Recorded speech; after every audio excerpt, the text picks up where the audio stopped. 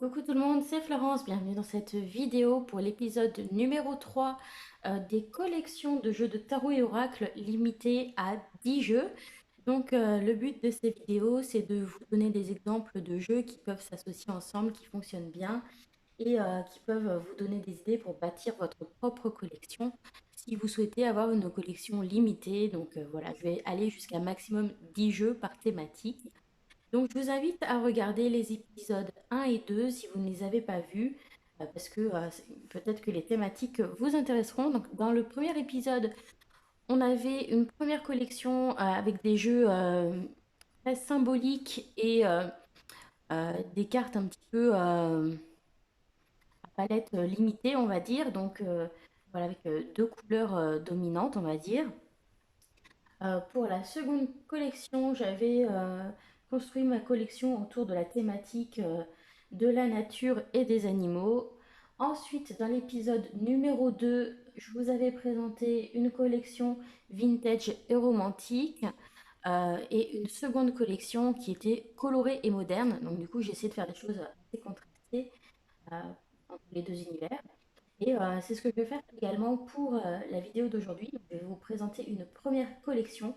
On m'a demandé de faire sur un thème gothique. Voilà. Et puis du coup, on va être dans des jeux sombres. Donc voilà, pour contrebalancer le truc, la deuxième collection, ce sera des jeux au contraire qui vont être très lumineux, qui vont être axés sur le travail de lumière, le travail de guérison. Donc, on va commencer avec ce qu'on m'a demandé. On m'a demandé, est-ce que tu peux faire une collection gothique? Donc, oui, pas de souci. Euh, c'est de toute façon ce que j'avais prévu, donc j'étais contente que ça sorte. Voilà. Donc, j'ai commencé par sortir un tarot. Et donc, j'ai pris celui-ci parce que parmi mes jeux de tarot, on va dire c'est le plus gothique, sans doute, que je possède, c'est le Tarot of Vampires de Yann Daniels, publié chez Llewellyn. Donc, c'est un jeu mass market. Alors, je suis désolée, j'ai bougé mon pied de caméra et je pense qu'il va bouger souvent.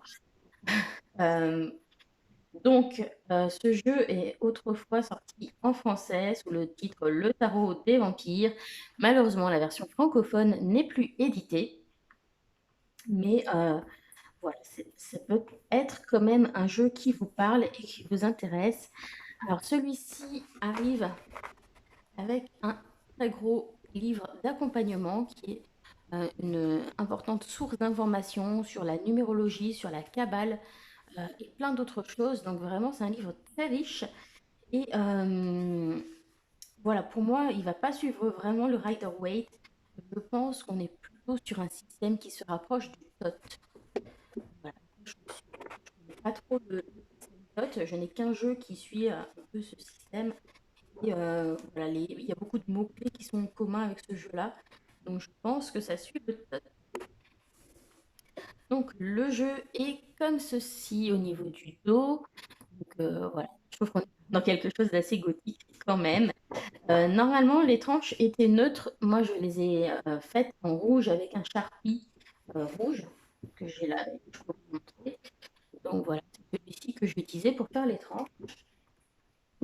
Bah, je trouvais que c'était sympa, ça reprenait la couleur un petit peu de la rose, donc ça faisait un rappel plutôt cool.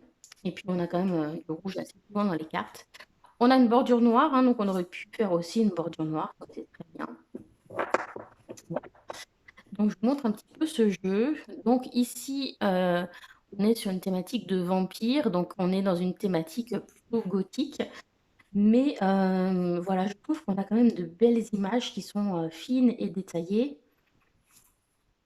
Donc voilà, j'apprécie le travail artistique qui a été fait sur ce jeu. Alors, autre particularité, c'est que les noms des suites ont été renommés. Donc, Skulls, ça va être pour les pentacles, c'est la série des crânes. Grails, donc ce sont les coupes, les grâles, les pas beau mon graal. Knives, ce sont les dagues, les épées. Donc, voilà. Ensuite, qu'est-ce qu'on va avoir? Ouais, il y a vraiment des belles cartes. On a les voilà, sceptres, les sceptres. pour la série des bâtons. Voilà, donc on a quand même pas mal de choses qui se passent dans les scènes. On a de voilà, jolis costumes, je trouve, de jolis vêtements. Voilà. Et en même temps, on est dans un univers un petit peu horreur, mais avec le petit quelque chose de d'un peu romantique, je trouve un peu sensuel aussi qu'il y a dans pas mal d'univers gothiques. Voilà, donc c'est pour ça que je vous propose celui-ci. Je me suis dit, pour travailler avec ce Tarot of Vampires, ça pourrait être pas mal de l'associer avec un oracle. Donc, je vous propose de l'associer tout naturellement avec le jeu de Lucy Cavendish, l'oracle des vampires, qui est publié en français aux éditions Exergue au prix de 23,90 €. Voilà, personnellement, j'aime beaucoup les jeux de Lucy Cavendish avec Jasmine Beckett Griffith. J'ai déjà combiné les deux ensemble et c'est vraiment très très bien.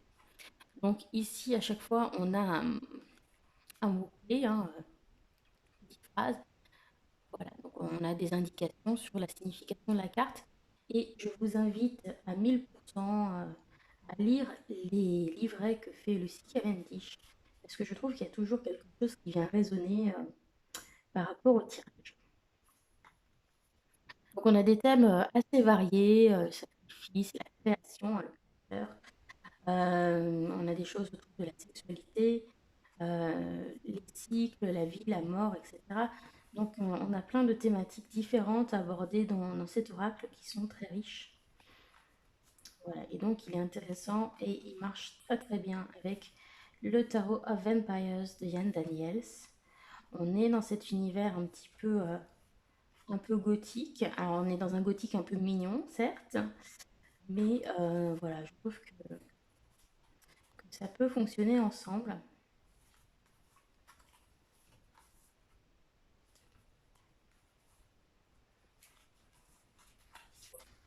Voilà, donc il y aurait d'autres jeux de Lucy Cavendish qui pourraient également convenir. Par exemple, celui des êtres d'ombre et de lumière pourrait aussi rentrer dans la catégorie, hop là, pardon, des jeux gothiques. Je vous ai dit, ça va m'embêter tout le long de la vidéo. Après, si vous n'êtes pas fan du tarot des vampires de Ian Daniels et de l'histoire voilà, du système TOT avec le gros livret en anglais, je peux le comprendre. Pourquoi pas se tourner vers le tarot Beautiful Creatures de Lucy Cavendish à la place. On peut trouver d'autres tarots dans ce genre d'esthétique. Voilà. Donc, hop, oui, je vais bientôt le ranger parce que sinon, si je garde tout sur la table, je vais vite être dépassée. Donc, je le mets comme ça. Alors, un autre jeu qui s'associe pas mal avec celui-ci, c'est un tarot également. C'est le Tarot of Sexual Magic, publié chez Lo Scarabeo. J'ai déjà constaté en fait qu'il s'associe vraiment pas mal. Et donc, c'est un tarot qui va parler de sexualité, euh, pas juste l'acte sexuel, mais de la sexualité du couple en général. Et je trouve que la thématique de la sexualité est quelque chose de prédominant chez les vampires, c'est quelque chose d'important. En littérature, hein, voilà, le vampire a quand même une forte connotation sexuelle. Et voilà, ces deux jeux sont sensuels tous les deux. Et voilà, je trouve qu'ils se complètent pas mal. En plus, on retrouve ce rouge sur celui-ci. En tout cas, quoi qu'il en soit, tous les jeux que je vais présenter dans cette collection ont un fort parti pris au niveau des illustrations. On aime ou on déteste. Alors, clairement, on n'est pas dans une imagerie gothique ici, mais voilà, je trouvais intéressant quand même de vous en parler parce que les deux jeux donnent des messages assez complémentaires et qui sont vraiment intéressants. Voilà, voilà. Donc ça, c'est pour voilà, la première partie de combinaison de cartes. Et puis ensuite, je me suis dit, voilà, si vous voulez un autre tarot, peut-être plus traditionnel, hein, parce que là, on a un tot. Donc, tot, voilà, c'est pas ce qu'on voit le plus souvent. Le tarot de la magie sexuelle, lui, il fait carrément à peu près son propre truc. Donc, voilà, pour débuter et pouvoir se raccrocher aux branches, je me suis dit que j'allais vous sortir quand même un tarot qui suit plus le Rider-Waite, qui reste comme le système peut-être le plus commun dans la plupart des jeux qui sortent actuellement. On va dire les deux plus communs, c'est le Rider ou le Marseille, mais quand même plus le Rider dans les nouvelles sorties de jeux. Alors, hop là, excusez-moi, ça n'arrête pas de bouger. J'ai choisi donc le Deviant Moon de Patrick Valenza, publié chez US Games, donc on est sur le Mass Market. J'ai choisi la version Borderless Edition, donc sans bordure. Je vous montrerai pourquoi. Donc là aussi, il y a un fort parti pris, on aime ou on déteste, on ne peut pas tellement rester insensible aux illustrations de Patrick Valenza. En tout cas, le dos des cartes, personnellement, je le trouve magnifique. Et c'est un jeu qui peut sembler effrayant à première vue, mais quand on l'utilise et qu'on fait vraiment connaissance avec, c'est un jeu très riche et qui finalement est plein d'humanité, je trouve, et parfois même un peu drôle, un peu grotesque. Donc voilà, il faut aller au-delà de ce premier abord qui peut sembler un petit peu particulier. Voilà donc le type d'illustration que l'on va avoir, hein, c'est très caractéristique du style de Patrick Valenza. Et on reste dans un univers un petit peu sombre quand même. Voilà. Mais en même temps, voilà, je trouve que les illustrations sont touchantes et voilà, quelque chose comme ça, moi ça me fait rire, quoi. Je trouve il y a un côté un peu grotesque dedans qui... Ouais, c'est bon. Et on a des cimetières.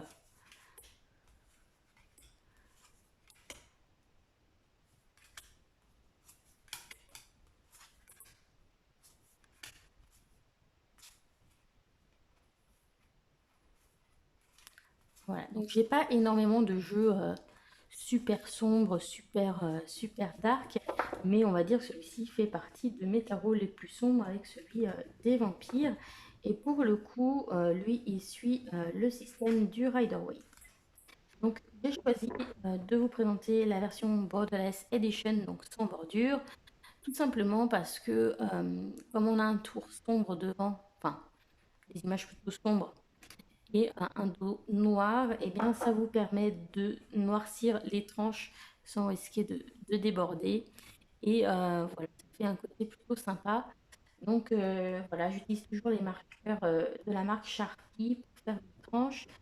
Là, je pense que sur certaines cartes, peut-être ça mériterait un deuxième passage. Vous voyez, là, il reste un petit peu de blanc. Mais c'est pas compliqué à faire. Vous prenez pas trop de risques à le faire sur ce genre de jeu. Voilà. Je trouve ça le truc, hein, voilà, vous ne pouvez pas le laisser avec des tranches blanches. Donc, il a une énergie assez masculine, je trouve. Et ça peut être pas mal de le contrebalancer avec un jeu assez sombre également, mais avec des énergies plus féminines. Et du coup, je vous propose de l'associer à l'oracle de la déesse sombre, Myriadel et Gulliver l'aventurière. Ça, c'est un jeu publié chez Arcana Sacra, qui est vraiment très très bien fait. On a un livret dedans, un livre même, c'est un peu plus gros qu'un livret, très beau en couleur, hein, comme ils font toujours. Et ce qui est pas mal dedans, bon, on a beaucoup de choses pour chaque carte, hein, des mots-clés, la déesse sombre, donc on travaille sur le féminin sacré, le symbolisme, la voie de transformation, les références de culture pop. On a une chanson qui est proposée et puis pour chaque carte, on va avoir une proposition de rituel, d'incantation, ou de tirage ou de méditation. Donc voilà, on a aussi une activité après qui vient compléter ce tirage et puis de la place aussi pour prendre des notes. Donc c'est vraiment un chouette livre. Et les deux ensemble matchent vraiment très bien au niveau des couleurs. Et puis au niveau de leurs énergies, ça se complète très bien aussi. Donc voilà, c'est le compte La Nef des Fous sur Instagram, hein, qui m'avait suggéré de les associer ensemble lorsque j'avais fait un challenge proposé par Iriadel qui s'appelait Ma semaine déesse sombre. Voilà, et donc c'est vraiment très très sympa ensemble.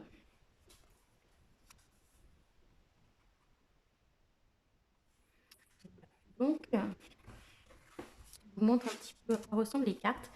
Je vais essayer d'accélérer un petit peu le mouvement parce que sinon, dans 3 ans, j'y suis encore. Donc, là aussi, hein, il y a un très fort parti pris sur le visuel.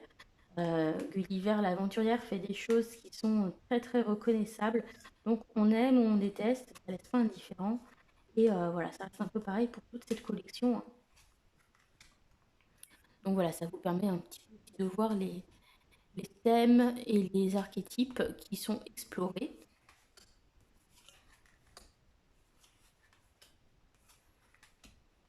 Donc on n'est pas dans quelque chose de complètement noir, mais voilà, je pense que ça peut rentrer quand même dans cette catégorie.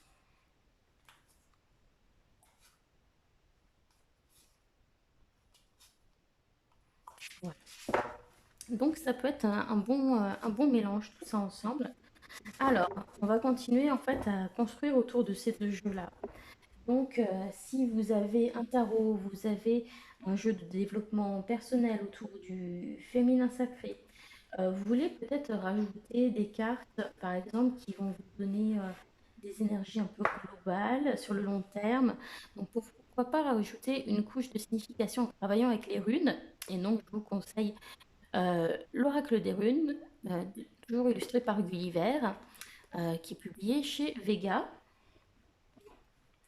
Donc là, dans ceux-là, à part les jeux de Patrick Valenza et le tarot des vampires, tous les autres, vous aurez des livrets en français. Donc voilà. Alors, on peut avoir deux présentations un petit peu différentes parce ils l'ont réédité, ils ont changé. Dans la nouvelle version, il n'y a plus la rune à cet endroit-là. Euh, les cercles sont mieux centrés. Enfin, il y a une petite différence de mise en page. Voilà. Moi, j'ai les deux versions parce que j'avais fait une réclamation auprès de l'éditeur.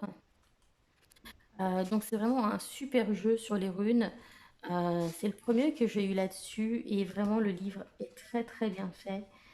Euh, Ça vient de faire des références aux mythes et aux textes à l'origine. Euh, et aussi comment fonctionnait la société viking, etc.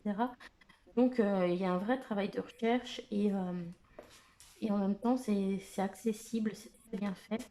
Et on a ce côté divinatoire également. Donc voilà, ça peut être un oracle très intéressant à rajouter. Et puis voilà, lui aussi, il a une énergie un peu particulière, voilà, qui pourra peut-être vous séduire. Voilà, et évidemment, les jeux de Gulliver iront très bien ensemble. Et ça fait un ensemble qui se complète vraiment pas mal quand on fait des tirages. Alors, pour revenir dans des choses un petit peu plus effrayantes et sombres, je vous propose de rajouter le Mildred Payne's Oracle of Black Enchantment de Patrick Valenza. Voilà, j'aime beaucoup ce qu'il fait. On va ne pas continuer avec dans cette veine-là, puisque c'est le même créateur, donc ça va bien s'associer ensemble. Donc, c'est un oracle qui va être très intéressant. Voilà, il a une énergie vraiment gothique pour moi. Ça me fait penser un petit peu aux sorcières de Salem. Euh, et chaque carte va avoir une signification ombre et une signification lumière. Donc là encore, il faut aller au-delà des apparences. C'est pas parce que priori, on est sur quelque chose de sombre, que c'est entièrement des choses négatives. Voilà, donc je pense que celui-ci, si vous aimez les choses gothiques, il vous plaira. En tout cas, moi, je le trouve très bien. Donc, je vous ai fait des vidéos où je donne l'interprétation des mots-clés et des cartes dans le sens ombre et lumière. Donc, voilà, si c'est quelque chose qui peut vous aider, n'hésitez pas à rechercher ça sur ma chaîne. Voilà, et donc, pour répondre à des questions que j'ai eues récemment, hein, quand c'est en... Comment savoir si pour la signification ombre et lumière, bah déjà, je vais voir un petit peu ce qui me parle le plus par rapport à la situation de mon tirage. Si j'utilise des positions, si c'est une position qui est en position négative, utiliser le côté sombre. Si c'est plutôt une ressource, le côté lumière. Enfin, voilà. Et comme c'est un jeu où toutes les cartes sont en format paysage, comme je les mélange dans ce sens-là, je ne sais jamais trop d'une fois sur l'autre comment ça va tomber. Donc, si ça tombe à l'envers, je prends le côté sombre. Et puis si ça tombe à l'endroit, je prends le côté lumière. Voilà, donc ça faisait partie de tout un projet autour du personnage de Mildred Payne, une sorcière voilà, qui était enfermée dans un asile, qui a brûlé, etc. Il y a toute une histoire autour qui est vachement inquiétante, voilà, qui participe à l'ambiance de ce jeu, hein. Il y a eu voilà, plein de rebondissements, plein de sorties, au compte-gouttes un petit peu des différentes cartes, etc. Donc, ouais, c'est vraiment en plus un concept qui était très bien mené et très sympa. Donc si on a celui-ci, on va pouvoir compléter avec un jeu qui va se rapprocher du fonctionnement d'un le normand. C'est le petit Mildred Payne Secret Pocket Oracle. Euh, donc moi j'ai la version première édition qui était sortie avec des dos qui étaient tous différents. Et puis l'extension avec la planche de Ouija, etc. Cette version-là n'est plus disponible telle quelle. Maintenant, tous les dos sont unifiés et ils ont le même dos que sur le grand oracle ici. Donc, voilà, les deux versions ont ce même dos. Si vous prenez voilà, le Pocket et puis l'autre, c'est un jeu qu'on peut utiliser comme un petit jeu de cartomancie. Voilà, où on va avoir un symbole et un mot-clé sur chaque carte. Donc, on peut l'utiliser un petit peu à la manière d'un Lenormand. Et voilà, on a des taches de sang un petit peu partout, voilà, qui ajoutent à son côté inquiétant et un peu gothique. Mais là encore, si on regarde bien, on va voir que on a des choses très équilibrées entre cartes positives et négatives. Donc voilà, c'est pas parce qu'on est sur des jeux avec une esthétique sombre et gothique qu'on va avoir que des messages négatifs. J'insiste là-dessus. Et c'est vraiment des jeux qui vont vous permettre un gros travail en profondeur en plus. Je veux dire, celui-ci là, pour le shadow work, il est génial quoi, pour montrer les choses qui vont pas, etc. Je trouve que c'est très parlant.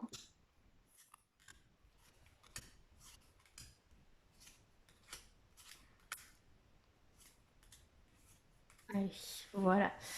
Donc, pour terminer cette collection, je me suis dit peut-être que vous aimeriez avoir un oracle un petit peu divinatoire, un peu à tout faire. Donc, il peut faire oracle divinatoire ou développement personnel ou oracle psychologique, qui reste dans des tons sombres. Donc, je vous propose l'oracle du reflet de Célia Melville. Voilà, avec son dos noir qui ira avec tous les jeux que je vous ai présentés. Et puis, cette teinte un petit peu parchemin, on la retrouve aussi dans de nombreux jeux que je vous ai montrés. Donc, vous n'aurez pas de mal à l'associer. Et voilà, c'est un jeu qui répond très très bien. Donc, on n'est pas dans une atmosphère effrayante particulièrement ici, mais on est plutôt dans un code couleur. Et souvent, les jeux divinatoires sont très colorés. Donc voilà, je me suis dit que celui-ci pouvait rentrer dans ce cadre quand même pour vous apporter voilà, un jeu de type divinatoire. Voilà. Et les tirages en plus fournis dedans sont très bien aussi. puis, bon, elle a un joli coup de crayon quand même, Célia Melville, donc c'est vraiment un beau jeu à avoir qui en plus est très qualitatif. Donc ça, c'est un jeu auto-publié. Vous pouvez l'avoir sur le site de Célia Melville ou sur sa maison d'édition qu'elle a créée qui s'appelle Wild Edition. Moi, je possède la première version qui avait une tranche dorée.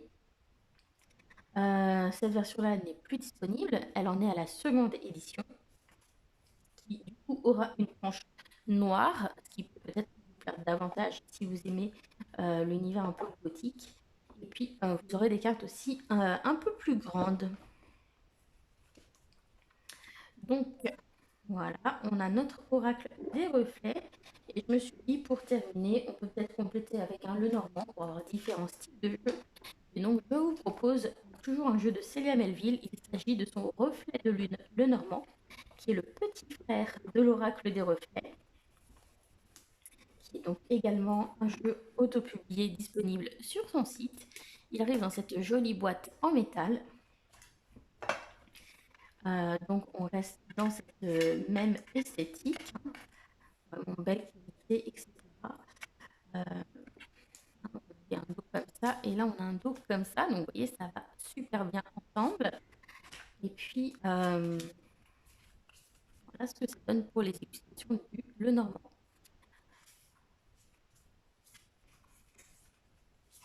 Donc voilà, il a un côté un petit peu magique, un peu mystérieux aussi. Et on est dans des couleurs assez sombres. Donc des petits Lenormand, on a d'autres qui étaient sortis, qui auraient pu rentrer. Il y avait celui d'Anna Tourian, le clair de lune Lenormand aussi, qui est tout sur fond noir avec des dessins qui sont un peu fantomatiques sous le clair de lune. Mais je crois qu'il n'est plus disponible, donc c'est pour ça que je ne vous l'ai pas montré. Et puis, si vous voulez économiser un peu par rapport à celui-ci, qui reste quand même relativement cher, vous pouvez éventuellement partir sur un petit Lenormand mass market. Et dans ce cas-là, pourquoi pas partir sur le Gulliver Lenormand de Gulliver l'Aventurière, qui a fait l'oracle sur les runes et l'oracle de la déesse sombre. Comme ça, on reste dans le même genre d'esthétique. Voilà, un jeu voilà, qui a été fait avec de la linogravure. Voilà. Mais je trouvais que le reflet de lune Lenormand est rentré un petit peu plus dans l'esthétique du reste des jeux. Donc voilà, je vous conseille plutôt celui-ci si vous aimez les atmosphères un petit peu gothiques. Après, voilà, celui-ci est très beau. Celui-ci est plus clair et plus lisible. Si vous devez avoir beaucoup de cartes, on reconnaît plus rapidement les symboles que sur celui-ci. Donc ça peut influencer vos choix. Celui-ci, on est sur des vraies cartes petit Lenormand. Celui-ci, on est sur des cartes un peu plus longues. Donc ça prend plus de place si vous faites un grand tableau, mais en même temps, elles sont plus lisibles. Voilà, donc ça, c'est pour cette première collection. Donc on avait un Lenormand, donc par exemple le reflet de lune Lenormand ou bien le Gulliver Lenormand au choix. Un oracle un peu à tout faire, divinatoire, psychologique, développement personnel, qui est très bien et qui répond bien. Une valeur sûre, l'oracle des reflets. On a un petit jeu type jeu de cartomancie avec le Mildred Payne's Secret Pocket Oracle. Celui-ci existe désormais dans une version française. Vous aurez les mots-clés en français dessus et je crois le petit livret en français aussi. Donc ça, c'est auto-publié. On a donc le Mildred Payne's Oracle of Black Enchantment qui pour l'instant n'existe que en anglais. Il existe différentes versions. On peut l'avoir sur fond rouge, sur fond orange, sur fond bleu. Voilà, il y en a eu plusieurs éditions. Je ne sais pas exactement ce qui est disponible en ce moment. Je n'ai pas été voir. Voilà. Donc, je ne vais pas insister. Je ne vais pas forcer. On a le Deviant Moon Borderless Edition, toujours de Pat Valenza. Cette fois-ci publié chez US Games.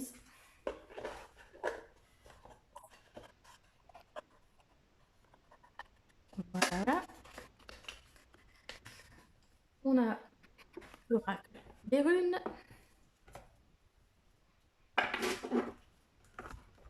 de Gulliver l'aventurière et Elvira. Très bien. Et l'oracle de la déesse sombre, toujours de Gulliver l'aventurière et Iriadel, publié chez Arcana Sacra, que celui des runes c'est publié chez Vega.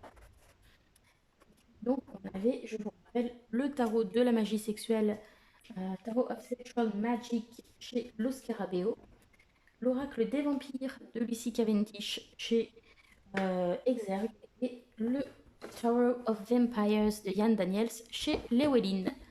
Voilà pour la première collection. On passe à la seconde, orientée lumière, lightworker, travail de guérison, donc tout le contraire. Voilà. Donc, je vais commencer avec un tarot qui est très doux dans son approche, avec ses couleurs pastel, et qui va vous donner une version du tarot plutôt réconfortante, qui va quand même vous dire quand il y a des choses qui ne vont pas, mais qui vont vous aider à les surmonter en mettant en avant ce qu'il peut y avoir de positif tout de même. Ou voilà, vraiment, c'est une énergie de soutien, je trouve, dans ce jeu. C'est le Spirit Song Tarot de Paulina Castili. Donc c'est un tarot animalier qui est vraiment très bien, parce qu'elle a vraiment réfléchi à ses associations avec les animaux. Si vous lisez le petit livret qui est en anglais, vous verrez, c'est évident qu'elle a bien réfléchi. C'est publié par US Games. Et donc, ce qui est pas mal, c'est qu'on a des mots-clés dessus pour les débutants, ça peut être sympa. Donc, du coup, il ne va pas vraiment suivre l'imagerie du Rider-Waite. Donc, pour moi, il est à mi-chemin entre tarot et oracle. Mais c'est vraiment un jeu très très bien. Et ça peut être intéressant d'utiliser ces mots-clés pour, par exemple, prendre celui-ci pour avoir la thématique générale et ensuite construire des questions à partir de ces mots-clés. Voilà. Je montre un petit peu. Les suites ont été renommées. Donc, Crystals pour les pentacles, Shells, coquillages pour les coupes, Acorns, les glands pour les bâtons. Et puis, on va avoir, je ne sais plus, Feathers, plumes pour les épées, élément R. Et je crois que je vous ai tout dit. Voilà, hein, donc c'est vraiment une esthétique assez douce, avec des couleurs douces et lumineuses, un petit peu pastel. Donc voilà, ce qui peut être pas mal, vous voyez, c'est de mélanger, hein, puis hop, on prend une carte pour savoir sur quelle énergie se focaliser. Ici, eh ben, on a la persistance, avec les 5 de cristaux et les nouvelles possibilités. Donc, peut-être, voilà, comment puis-je faire preuve de plus de persistance et puis quelles nouvelles possibilités peuvent s'ouvrir à moi. Et puis, par exemple, on peut compléter avec 2 cartes, on peut compléter son tirage, c'est assez intéressant. Donc, vraiment, voilà, un jeu qui a vraiment des énergies de soutien que je trouvais intéressant à mettre dans cette catégorie plutôt que dans la catégorie jeu animalier. Il a vraiment une esthétique un petit peu particulière. Un deuxième jeu de Paolina Cassidy que je trouve très bienfaisant, c'est le Pixie Kings. C'est un jeu d'affirmation qui va travailler pas mal sur l'enfant intérieur et sur la confiance en soi, sur voilà, le fait de croire en soi, qui va remonter le moral, qui va vous donner un petit coup de boost en fait, sur l'acceptation de soi, etc. Voilà, on retrouve ce style que je trouve très joli. Et par contre, c'est en anglais. C'est toujours publié chez US Games. Donc, on a un personnage ou plusieurs personnages avec leur nom en haut et puis voilà, une petite phrase en bas. C'est un jeu que je dis souvent et je me mets la carte sur une étagère, voilà, en général pour à peu près une semaine. Voilà, je la laisse plusieurs jours voilà, en début d'année, au moment de la reprise. Voilà, pour me motiver, pour me rassurer aussi. C'est un jeu que j'aime bien utiliser à ce moment-là pour avoir des petits conseils, des petits encouragements. Ça peut être un jeu qui est pas mal si vous avez eu l'impression de manquer d'encouragement lorsque vous étiez jeune ou enfant.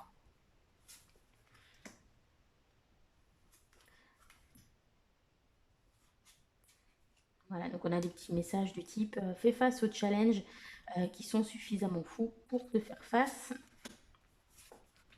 Laisse la musique te nourrir.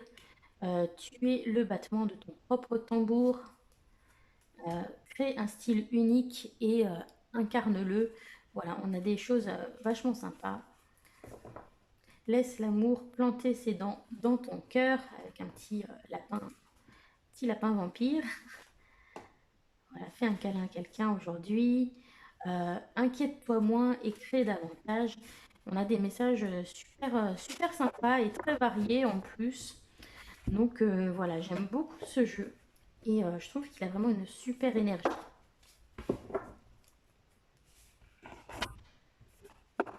Voilà, et en même temps, je trouve que c'est assez simple. On continue dans les énergies.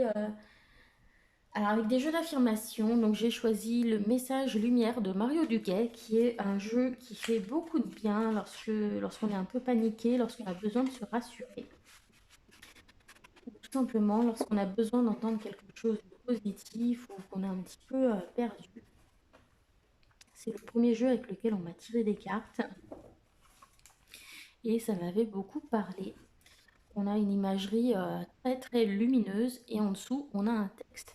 Donc là il n'y a pas besoin de compétences particulières hein, pour l'utiliser, il suffit juste de tirer une carte et de lire son message. Voilà, donc j'ai plusieurs jeux de Mario Duguay, j'ai Mandala Lumière, Message Lumière, Message de vie, mais c'est celui-ci que je préfère, donc c'est celui-ci que je vais vous conseiller. Celui qui s'appelle Message de guérison aussi a l'air très bien. Et au niveau des illustrations, ce sont des ondes de forme, donc on peut peut-être un petit peu moins utiliser son intuition. Mais les messages ont l'air très bien aussi. Voilà.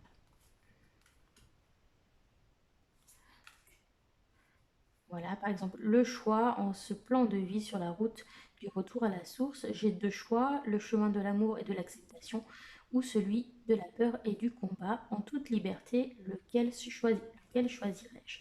Voilà le type de message que l'on peut avoir. Et là, pareil, c'est quelque chose que j'aime bien tirer pour, voilà, par exemple, tout un cycle lunaire ou une semaine, enfin voilà, une période un petit peu plus longue. Ou alors, ça peut être voilà, sur des moments un petit peu où j'ai besoin d'un petit truc un peu positif. Voilà, voilà. Alors, on continue. Donc, je me suis dit que ça pouvait être pas mal de travailler avec tout ce qui est allié de la nature, des alliés de la nature qui vont aider à faire un travail sur soi. Donc, je vous ai sélectionné mon petit oracle des cristaux de Johanne Chevillard, publié chez Gutenberg. C'est l'un de mes petits oracles préférés, l'un de mes oracles sur les cristaux que je préfère. Parce que tous les cristaux présentés dedans sont des choses qu'on peut relativement facilement se procurer. Donc ça, c'est un bon point, parce que les oracles sur les cristaux qui nous présentent des trucs hors de prix et introuvables, bah, c'est un peu dommage. Alors que là, voilà, c'est une sélection de choses qu'on peut effectivement trouver. On a le nom de la pierre, un visuel, euh, un message et puis un mot-clé. Et puis dans le petit livret, on a des conseils sur comment utiliser la pierre. Donc c'est vraiment simple à utiliser et très bien fait. Et c'est un jeu avec lequel je connecte très bien et qui voilà, fait ressortir un petit peu mes besoins du moment, ce genre de choses. Donc voilà, il est très bien pour se connecter à l'énergie des pierres. Si vous pouvez être intéressé par des choses comme la lithothérapie, eh bien je vous le conseille. Vous voyez, on n'a que des cristaux quand même assez fréquents hein, dans les boutiques de minéraux. pas de choses improbables.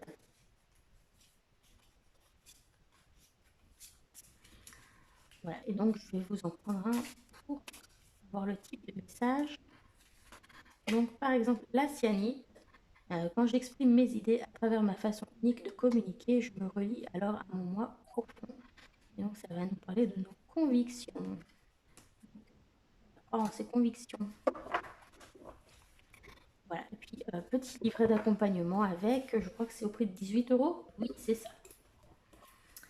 Donc voilà, ça je vous conseille. Et toujours pour travailler avec des alliés de la nature qui vont travailler sur notre bien-être, je vous propose le Flowers Oracle d'Antonella Castelli. C'est un jeu qui travaille sur les fleurs de bac.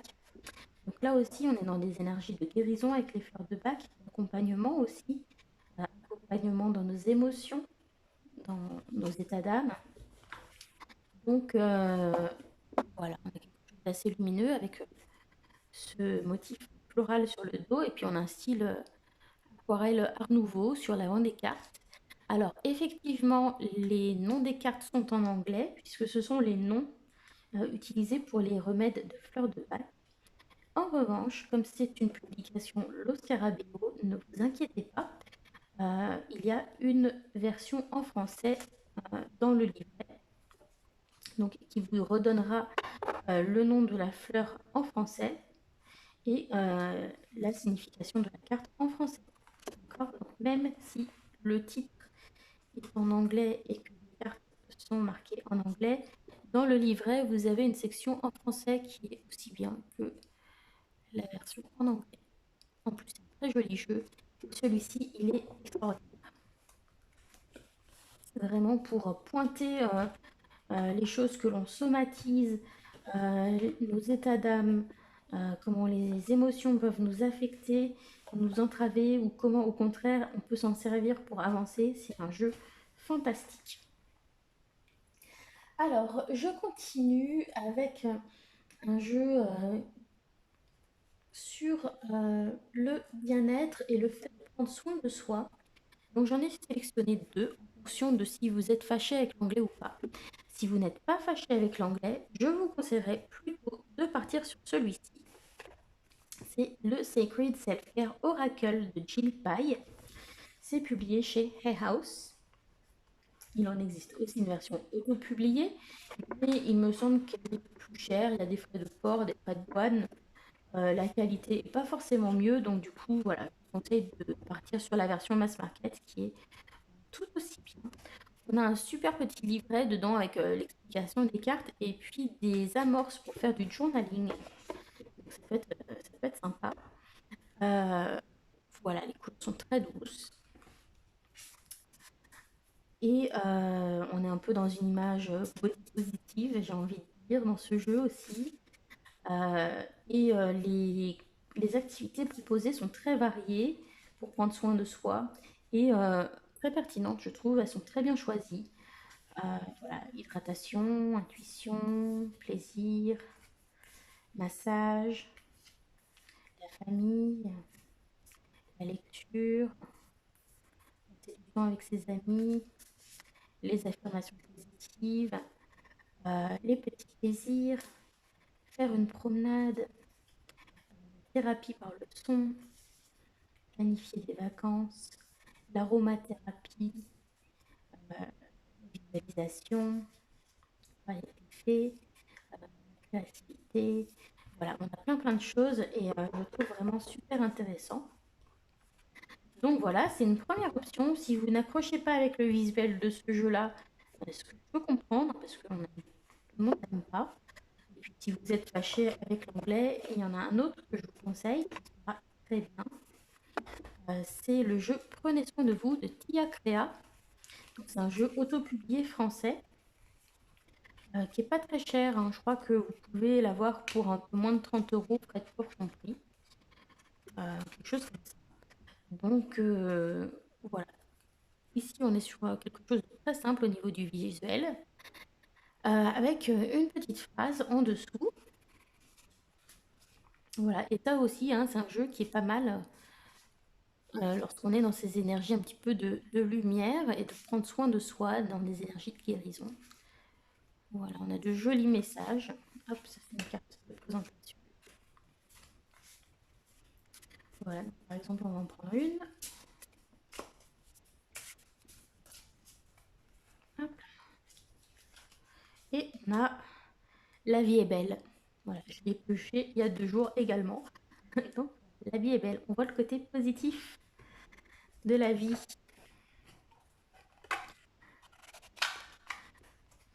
Voilà. Cette collection, hein, par rapport à celle on va dire sur la thématique gothique, est peut-être un petit peu plus accessible à quelqu'un qui serait débutant avec les cartes. L'autre demande peut-être un petit peu plus de travail d'approfondissement. Mais ceux-là, ce sont des jeux qu'on peut très vite utiliser, même si c'est la première fois qu'on utilise des oracles. On continue. Je vous ai sélectionné également un tarot autopublié qui est magnifique, mais par contre très cher. C'est le Moonchild Tarot de Daniel Noël. Ça vient des États-Unis. Je crois sur son site, Daniel Noël. Bon, de toute façon, vous tapez Moonchild Tarot dans Google et vous allez tomber sur son site. La qualité est ouf. Et voilà, il ressemble. Super beau. Jeu autopublié. Et c'est en anglais. Daniel Noël. Voilà, c'est en anglais. Excusez-moi, ça bouge. Voilà. Non, il veut pas. Et c'est vraiment un jeu orienté sur un travail sur soi, sur le travail de lumière. Et d'ailleurs, au niveau du visuel, on est sur quelque chose d'assez lumineux. On est sur du photomontage, qu'on aime ou pas. Mais le livret est super. Il y a des questions à se poser, des amorces de journaling aussi. Vraiment, c'est un jeu avec lequel quand même il faut, voilà, faut prendre un petit peu de temps pour se poser, pour réfléchir au message qu'on a reçu, pour vraiment intégrer son message pour travailler sur soi. Celui-ci, typiquement, c'est pas un jeu que je vais utiliser pour faire des tirages pour les autres, parce que voilà, c'est quelque chose où j'ai besoin de décortiquer, j'ai besoin d'aller lire tranquillement dans le livret, de me poser, de réfléchir comment ça fait écho. Mais c'est vraiment un jeu qui vous propose un vrai travail en profondeur. Voilà. Ça, c'est le Moonchild Tarot et évidemment, vous pouvez sans aucun souci l'associer avec un oracle qui est également illustré par Daniel Noël. Donc, moi, j'ai sa version anglaise, mais depuis, il est sorti en version française. Donc, je crois que le titre en français, c'est La voix des artisans de lumière. C'est un jeu de Rebecca Campbell et Daniel Noël. Donc, la boîte ressemble à ça, sauf que le titre est en français. Et voilà, on est dans des choses très lumineuses. Et en même temps, il y a des cartes qui vont parfois travailler sur des choses, voilà, qui vont travailler aussi sur nos ombres, hein, même si ça semble lumineux. Ici, on a l'idée de faire confiance à son instinct, par exemple. Euh, on en a qui nous disent non, d'autres couper les liens toxiques. Enfin voilà, on a toutes sortes de messages. Pilier de lumière, protection, nouvel âge, l'éveil, le sceau, le miroir, la famille d'âme. Donc ça va travailler sur des énergies comme la lémurie, tout ça. Voilà. Donc peut-être que c'est des choses qui peuvent vous parler et en tout cas les deux jeux se complètent bien. Esthétiquement, ils fonctionnent pas très bien ensemble aussi. Alors j'ai que 2 jeux à vous montrer pour cette collection. Donc un oracle que j'affectionne particulièrement, c'est le Reclaim Oracle de Little Darkness. Little Darkness Press, voilà, Little Darkness. Il était autrefois disponible sur Etsy, maintenant il faut passer par son site web, qu'elle a eu des soucis avec Etsy, donc je ne sais pas si on pourra encore le commander par Etsy. Ça vient des États-Unis, il y a 88 cartes et ça va parler des émotions, de santé mentale, d'acceptation de soi. Ça va parler de beaucoup de choses et on a un petit livret qui nous donne voilà, des pistes de réflexion, c'est en anglais. Et voilà, je trouve qu'il y a une énergie assez directe dans ce jeu. Donc voilà, on n'est pas sur un visuel tout bisounours, mais bon, c'est quand même un jeu qui est très très bien pour travailler sur les énergies de guérison. Donc c'est pour ça que je vous le propose. Et on a quand même ce côté rose,